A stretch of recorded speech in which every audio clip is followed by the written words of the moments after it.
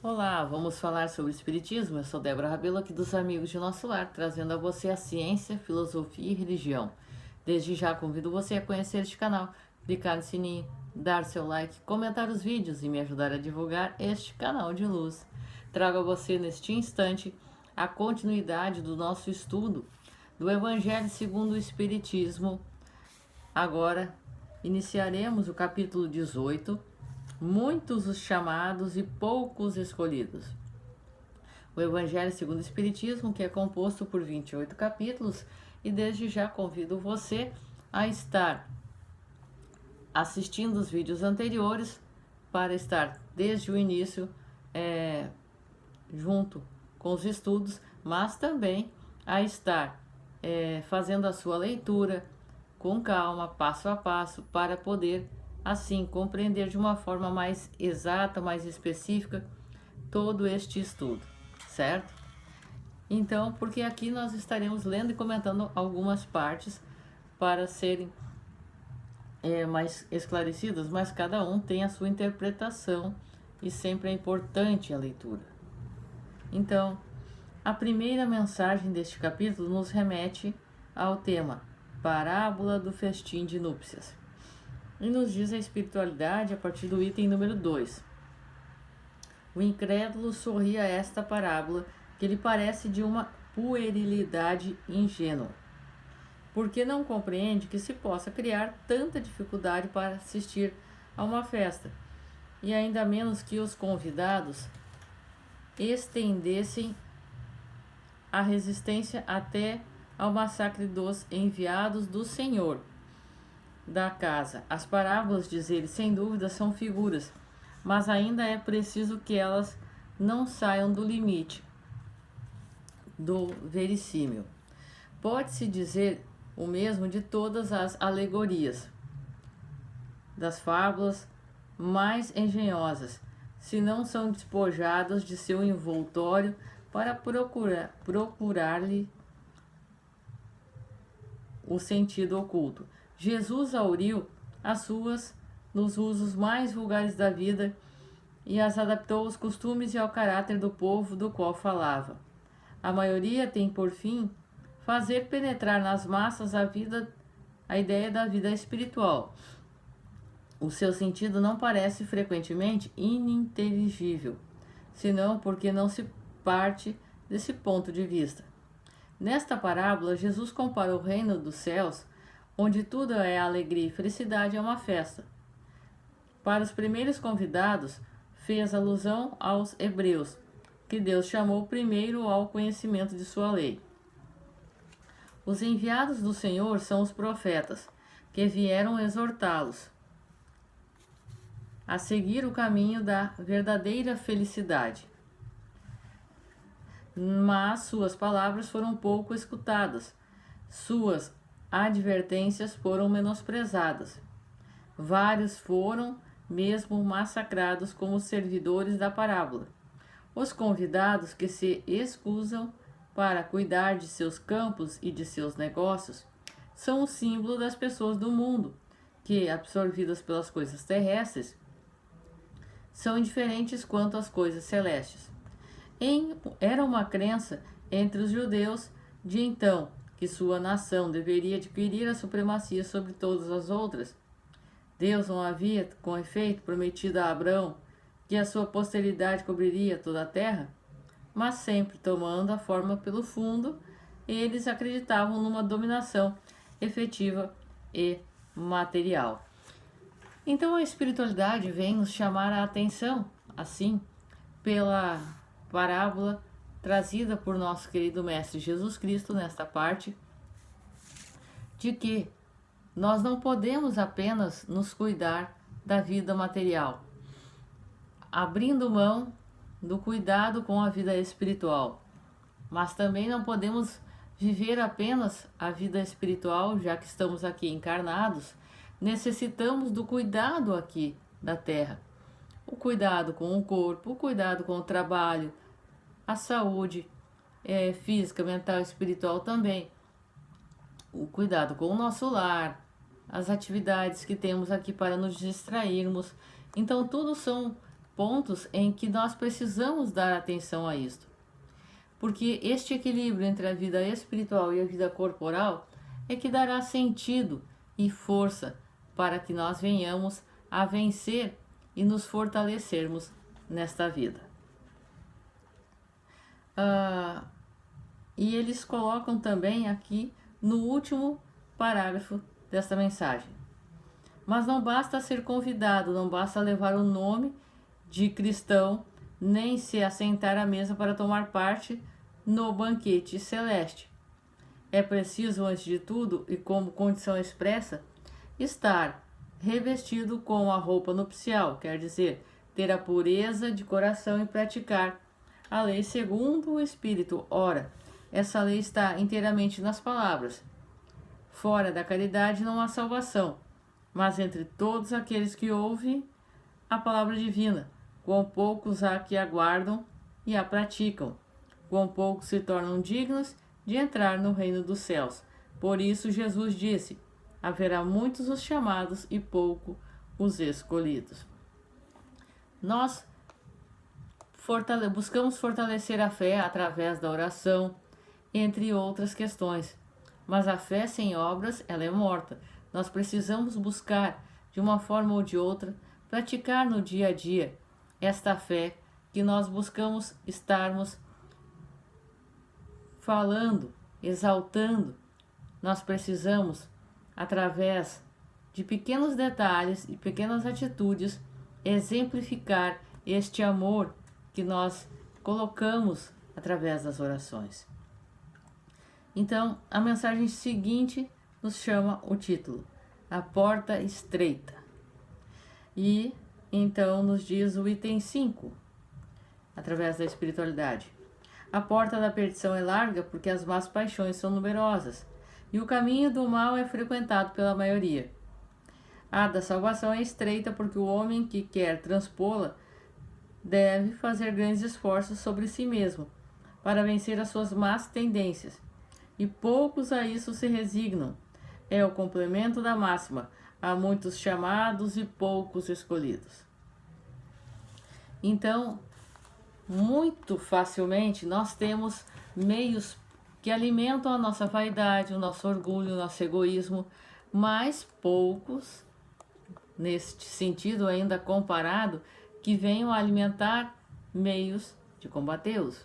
Mas nós temos dentro de nós formas de vencer os nossos vícios, a nossa vaidade, o nosso orgulho, o nosso egoísmo, buscando fortalecer a nossa ligação com Deus, que se encontra a uma oração de distância. Então, através da oração, do pensamento firme, nós vamos fortalecendo esta vontade que envolve o nosso corpo. Não é o corpo que envolve a nossa mente, o nosso espírito. E com isso, não é o lado material que é mais forte que o lado espiritual. Através do equilíbrio espiritual, nós podemos vencer, nós podemos encontrar fortalezas para não cairmos nas tentações do dia a dia, na vontade da bebida, na vontade de falar mal dos outros, entre várias outras questões. Ora, o Espiritismo não condena a questão daquele que vem a dizer: ah, mas eu bebo só de vez em quando, dando um exemplo. Mas o seu uso em excesso, ele prejudica o corpo e isto é inevitável. Então, para que isso se torne um vício, é muito fácil que isso aconteça. Então, estes vícios é que nós buscamos fortalecer em todos os meios, em todas as questões, para que isto não aconteça entre nós, conosco e nem com os nossos irmãos espirituais. E quando a mensagem fala que a porta é estreita, é porque ainda estamos num planeta migrando nesta regeneração para um planeta, aliás, nesta transição planetária para um planeta de regeneração. Mas ainda vivemos em provas e expiações e, portanto, o mal ainda está acima do bem, mas já se encontram nesta sintonia formas de certos atritos, ou seja, muitas coisas já não são mais aceitas ou admitidas. Portanto, nós precisamos buscar fortalecer a nossa mente, o nosso espírito no amor e na alegria, certo? Mensagem seguinte: aqueles que dizem Senhor, Senhor, não entrarão no reino dos céus. E então a espiritualidade nos traz no último parágrafo desta mensagem: as palavras de Jesus são eternas, porque são a verdade. Elas são não somente a salvaguarda da vida celeste, mas a garantia da paz, da tranquilidade, da estabilidade nas coisas da vida terrestre. Por isso, todas as instituições humanas, políticas, sociais e religiosas que se apoiarem sobre as suas palavras serão estáveis como a casa construída sobre a rocha. Os homens as conservarão porque nelas encontrarão a sua felicidade. Mas aqueles que as violarem serão como a casa construída sobre a areia. O vento das revoluções e o rio do progresso as carregarão. Muitas pessoas, muitos de nós, então em muitos momentos nós vemos pessoas e vemos muitas vezes que nós também já podemos ter estado nessas ocasiões em muitos sentidos. Quando falamos da boca para fora sobre espiritualidade, muitas vezes, quando falamos em amor, falamos as palavras de Jesus, mas vivemos ainda tão pouco disto. Quantas vezes nós falamos neste estender a mão e quantas vezes nós negamos um aperto de mão a alguém? Nós precisamos buscar este equilíbrio entre o dizer que somos de Cristo e vivermos a cristandade, viver aquilo que Jesus realmente nos exemplificou. Este equilíbrio entre o que falamos e o que vivemos é que nos trará esta verdadeira porta de entrada a este reino, certo? Mensagem seguinte: muito se pedirá àquele que muito recebeu. E diz a espiritualidade aqui no item 12. Estas máximas encontram sobretudo sua aplicação nos ensinamentos dos Espíritos. Todo aquele que conhece os preceitos de Cristo é culpável, seguramente, de não os praticar, mas além do Evangelho que as contém, não estar difundido, senão nas seitas cristãs. Entre elas, quantas pessoas não o leem? E, entre aqueles que o leem, quantos há que não o compreendem? Disso resulta que as próprias palavras de Jesus estão perdidas para a maioria. E aí faz jus ao que foi dito antes, porque muitas pessoas não irão ler na sua encarnação o Evangelho de Jesus, mas conhecerão o Evangelho através do meu e do seu caminho, através das nossas atitudes. Nós somos falhos, somos sim, muitas vezes fracas, faz parte, mas o levantar é a chave, é a virada na vida de cada um de nós. Nós estamos sujeitos a grandes falhas, a grandes erros que vêm de encontro com os vícios que ainda carregamos, mas através deste amor maior de Jesus por nós, nós iremos nos fortalecer e vencer isto. E aí, através desta vitória, nós poderemos exemplificar a outras pessoas que é possível sim vencer e viver este amor e este Evangelho de Jesus, certo? Então, que possamos, através disto, buscar este amor, este carinho, esta felicidade entre todos nós e assim encontrar meios de levantarmos uns aos outros.